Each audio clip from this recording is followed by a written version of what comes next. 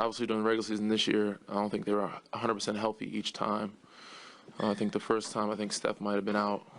And the second time, I don't know who was out. But we also didn't have 100% both matchups. But throughout the years, they've changed their dynamic of certain players, but their system has pretty much been the same. They do a lot of great movement with and without, off the ball, screening, and getting their guys, their shooters open. Obviously, we don't know how healthy they're going to be 100%, game 1 or 2, but regardless, we got to go out and play. They're a good team. Whoever's on that floor, they've won games with, KD out, with Iggy out. So they said they have, 2 really elite shooters, scorers, and some other really good players. Draymond's a great asset for them, role player, and gets them going. Energy, like he's their motor, their juice, their engine kind of thing. Can do a little bit of everything, and they have a lot of other pieces that fit perfectly within their system. Pressure in the NBA Finals is bad enough, but for Toronto, this is like a maiden voyage into the finals, and the fan expectations that much more intense. Are you feeling that player expectation pressure on top of the NBA final pressure, or is it all just sort of one and the same? I don't think anybody's thinking about any of those things right now. I think a lot of people are just excited about the opportunity. It's basketball. Obviously you heard many people, other guys throughout the league talk about it. It's not really that much pressure. Obviously you want to do well, you want to play well, but we have an opportunity to make something special. Obviously we made something happen, some history, some new history happen recently, but we have an opportunity to make some really good history happen here, make something special happen this year within the city. So I think guys are so excited about that opportunity, they're not really focusing on thinking about player pressure or finals pressure. I think they're just it's new for a lot of these guys. You're not used to seeing as many cameras or as much media, or going through media day, or practice in front of the media, or having so many different days, or traveling, or figuring out how magnified it is of this stage. So it's very new for a lot of guys, but for I think most guys, I think they're just enjoying the moment and excited about the opportunity. Danny, to that point, was it easy then to move on from Saturday, like enjoy the moment, but just all right, now let's move on to this? Yeah, I think it helps, especially when you have a couple of days in between. You get a day or so to relax and then get back to work. We know that we accomplished some great things, but the job's not done. There's one goal in mind for every team. Most teams, everybody wants to be last team standing. There's only one team that's happy at the end of the year. There's only 2 teams left now, so we have an opportunity to be one of those teams. What about this team sticks out to you as a group, kind of off the floor or as a fabric? They haven't really been together that long. Yeah. I think just defensively, we've made some pretty good progression throughout the season and postseason with the time we've had with the group that we've had, and I think that's a most important key if you want to be that team, that last team standing. I'm going to get that one. Tell them I said hello. Yeah. So defensively, we've been pretty good for the most part. We've had a couple lulls or dud or games that were a dud for us, where we didn't have great defense, and I think it's because offensively we turned it over and couldn't get a set defense. But when our defense is set and we're moving the ball offensively and taking good shots, we're able to get back and communicate. I think we have a pretty good foundation there, and we're going to need it, especially as hopefully we can have some better shooting games with the way we've been shooting as a group. I'm still hoping that I think we all are, to see a good shooting night for everybody as a group collectively. It'll be scary if we were to get that in a series. But if we're not going to shoot like that, I think guys got to get their legs under them, and these 5 days will help for sure. Obviously, Kawhi, he has knee issues, some injuries. Kalo has hand issues. Pascal's his game, for me and him, game 98. We played quite a bit. So just mentally, emotionally, stepping away for a day or two could help a ton. When you're going through a shooting slump, and you got better in you, how do you deal with that? Just keep shooting, man. Don't think about it. And it's hard not to think about it because everybody in the world's telling you, don't think about it. Everybody you come across, you keep shooting it. Trust me, I'm going to keep shooting. Don't think about it. I'm trying not to. You're not helping. So everybody that's in my inbox, PSA, stop texting me. Don't think about it. Just keep shooting. I know that. Everybody I come across, you try not to think about it, keep shooting. I'm not second-guessing myself whenever I get a look. But more so than anything, I try to let my defense fuel that side of the floor for me. Be active, try to get in passing lanes, get some rebounds, box out, get into guys. and then offensively just run and hopefully build my rhythm back that way. But so just keep shooting, don't think about it, and try to block out the noise from the media, your inbox, and everybody else that tells you not to think about it. I mean, you've been shooting your whole life. Every shooter goes through slumps. How do you, Yeah. how do you usually find your way out? Is there anything beyond just keep shooting the ball? Is there anything else? I just think it's huge to have my coaches and my teammates behind me, regardless, their confidence in me. You gotta play through it, really. You gotta shoot through it. That's the only way. But other than that, for me, just to focus on other things and try to be active other ways, and not just rely on that. Try to attack the paint, try to get some easy ones at the rim or get to the free throw line, but set screens and just defensively be as active as possible. Danny, to the point you were just making, a lot of athletes say they're their own worst critic. How intense does the self-evaluation or the self-criticism get at this time of year? Very high. But at this point, as a veteran, you got to kind of understand. You can't be too hard on yourself. You got to let it go and move on to the next game, the next series. We have a new life now. We survived that series. I thank my teammates for helping me survive that series. Because if we didn't, I would be getting a lot of criticism, not just from myself. But just stay positive. And there's nobody more frustrated or more critical of themselves than the player that's actually going through it. And as much as I want to make shots, trust me, I know the fans like, oh, you gotta, everybody, come on, Danny. I want to make shots, trust I'm trying. But at the same time, you got to be positive, stick with it, and know, and be confident in yourself. Confidence goes a long way in this league. Coach was in here saying earlier that maybe a certain series suits a certain player.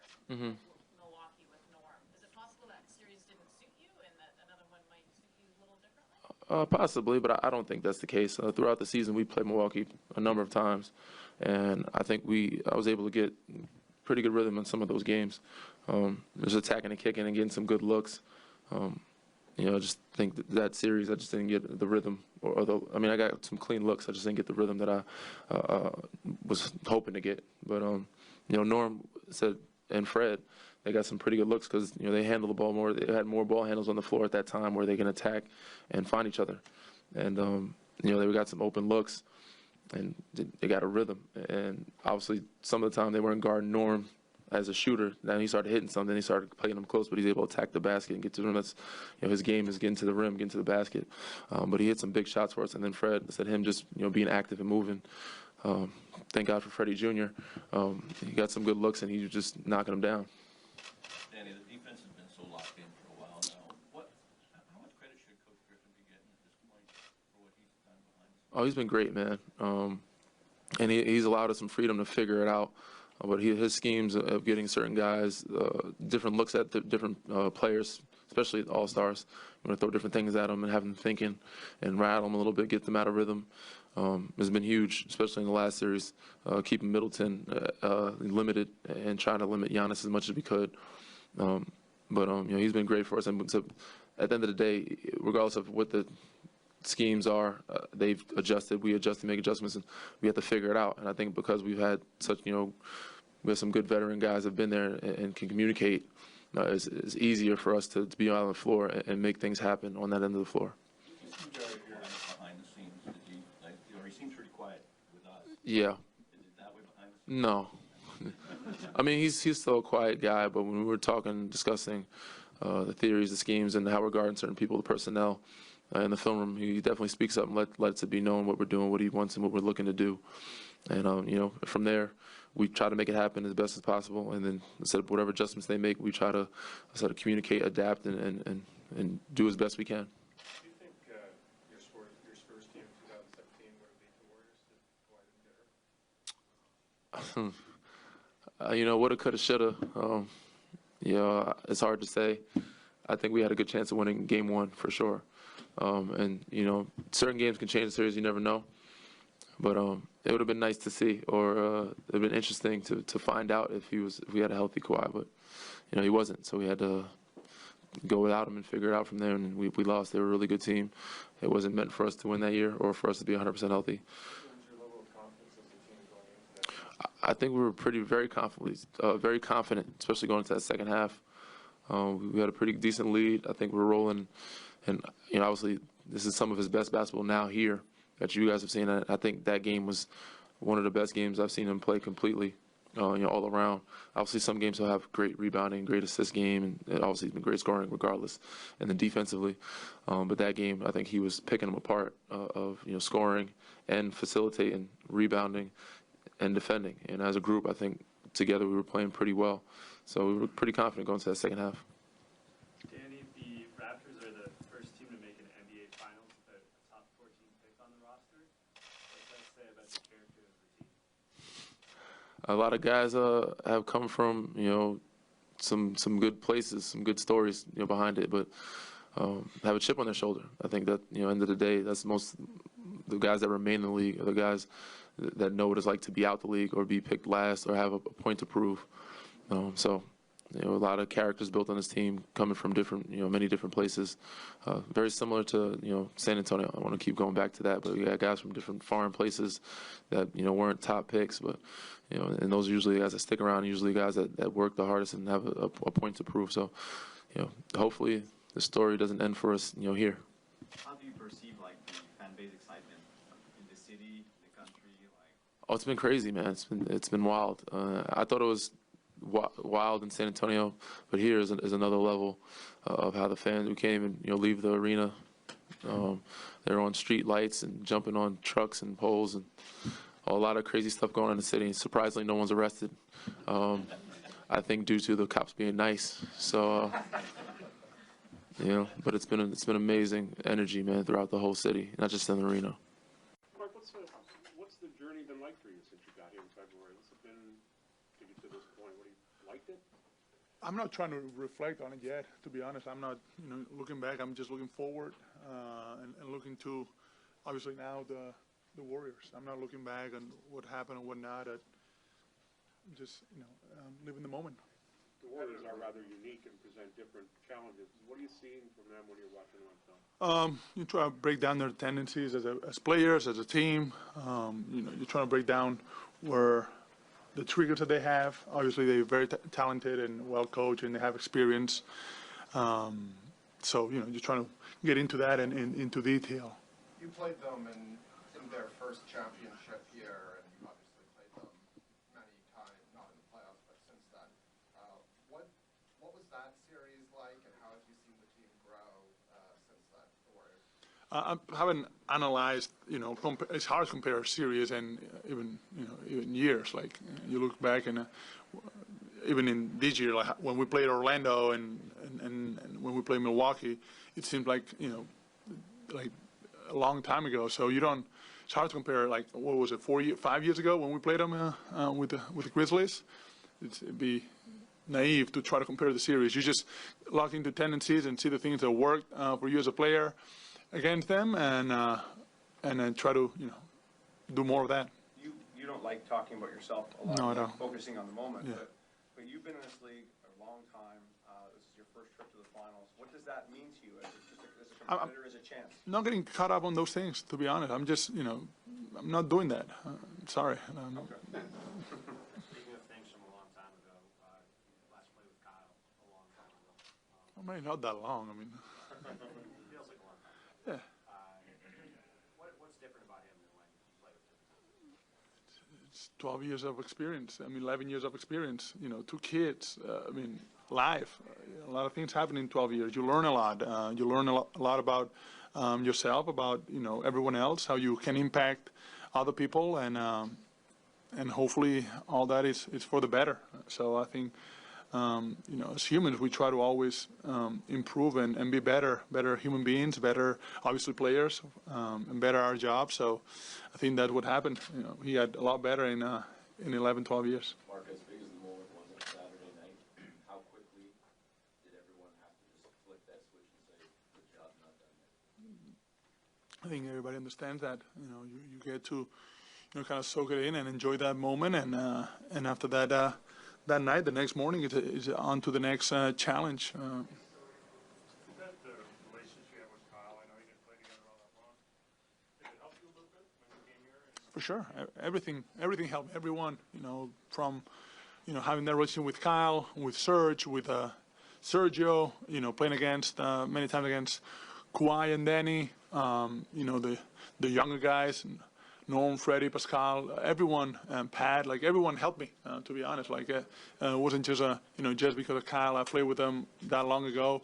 I think everyone from the team and outside has helped me. How do you feel about the excitement of the fan base right now? Like the first time with the NBA Finals. Do you feel it? Yeah. How? When I walk outside, they let you know how excited they are, and it's great. But it doesn't change, the things that you need to do to win every quarter, every possession, every game. You need to do those things and not get caught up in the excitement. I mean, which is good to be excited, but you got to be able to channel it for the positive of the team. The pick and roll that Golden State's so famous for, Steph and Draymond, as a big, what does it do? What position does it put you in? And is it containable? It depends on you got to do. It's kind of it's a domino effect of things that you need to do well that gets to that, and we're gonna have to do a good job on it, and start on the ball, communicating, being on the right spots. Depends which way he goes, where he's out on the floor, who's on the backside. I mean, it's so many things, but start on the ball.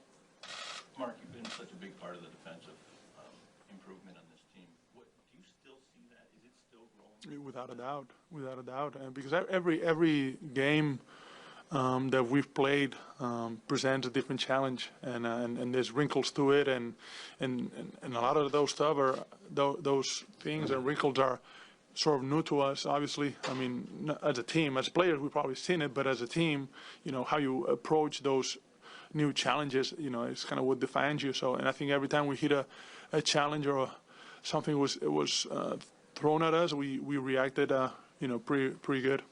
Take a step or two every time. What was the big step in the last series against Milwaukee? Mentally, I think that nobody got down. I think everybody stayed in the moment. Everybody, played one possession at a time, even though things were not going great for us at times. I think we grinded out. We did what we needed to do. How adaptive has this defense been, Marc, for guys who are still kind of figuring out what it is? Because you've faced very different teams round around, and now you're facing a completely different team. It's about the mindset and trusting the guy next to you, trusting your voice, trusting where you're at on the floor, just kind of doing whatever coach tells you to do, and do it to the best of your ability. So everyone has been doing as much as they can to help the team, and putting the team ahead of anyone. So that's, I think, what separates us now from a couple of weeks ago. You communicate a lot from the back in terms of kind of directing guys. Has that relationship gotten better with guys as time's gone on, that they get used to you and you get used to them? Well, they always trusted me. I mean, there's no doubt. It's me understanding, more of the scheme and their tendencies, and the team, what we're trying to accomplish with each scheme. But yeah, they always know where I come from, and I always want what's best for them and obviously the team. What would your assessment be of Nick and his strengths in the time you've been here? It's been very positive, and on times when at the same time when he needs to be hard on us, he's been really hard at, allows you freedom to make your reads, but at the same time when should be really disciplined about his pillars, especially defensively, and you need those. Defensively, you need to be disciplined and tough, and have that resilience, and he has those things. Offensively, he's very creative, so yeah. Marc, the Raptors are the first team to make an NBA Finals without having a top 15 pick in the lineup. What's that say about the character of this team? I don't know what it says about the draft. Who picks it? I don't know. I was at the back end of the draft, so I was already asleep when the time they picked me, so I can't really tell you much. I think it tells you more about how much of a lottery the draft is, and how much more important is to put the work in every day and continue to improve as a player. I think that's what it says more about.